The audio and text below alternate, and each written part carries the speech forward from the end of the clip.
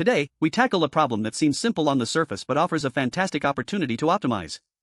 Can we efficiently find the greatest common divisor from a set of numbers, especially when only two matter? The problem asks us to find the greatest common divisor of an array of integers. Specifically, we need to identify the smallest and largest numbers within the input array. Then, our goal is to compute the greatest common divisor of only these two numbers. The array elements themselves are positive, and the result will always be at least 1. A straightforward approach involves first iterating through the array to find both the minimum and maximum values. Once we have these two, we can start checking for their greatest common divisor. We iterate downwards from the minimum value, checking each number to see if it divides both our found minimum and maximum without a remainder. The first number we find that satisfies this condition is our GCD. This works, but iterating down from the minimum value can be inefficient for large numbers. Its time complexity is O of n plus the minimum value, with O of 1 space. The key insight for optimization here is the Euclidean algorithm. This ancient method provides a much faster way to compute the GCD of two numbers. The principle is that the greatest common divisor of two numbers does not change if the larger number is replaced by its difference with the smaller number. Repeatedly applying this, it boils down to using the modulo operator.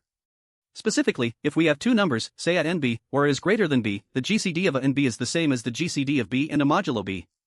We continue this process until one of the numbers becomes 0. The non-zero number at that point is our GCD. This significantly reduces the number of operations compared to brute force checking.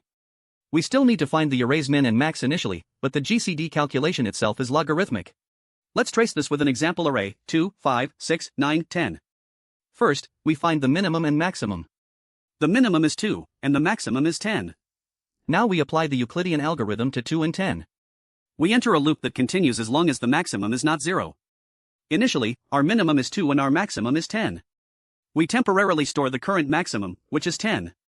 Then, we update the maximum to be the current minimum modulo the current maximum, 2 modulo 10, which is 2. Finally, we update the minimum to the stored temporary value, which was 10. So now our minimum is 10 and our maximum is 2. In the next iteration, we store 2. The new maximum becomes 10 modulo 2, which is 0. The new minimum becomes 2.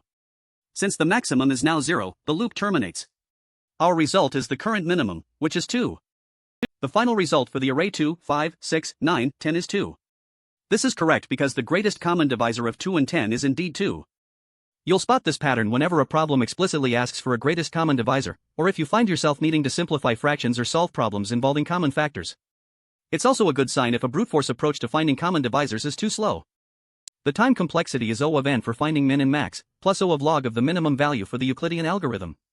Space complexity remains O of 1. The Euclidean algorithm is a fundamental tool for number theory problems. Try the next problem involving modular arithmetic, same pattern. Don't forget to like and subscribe for more efficient solutions.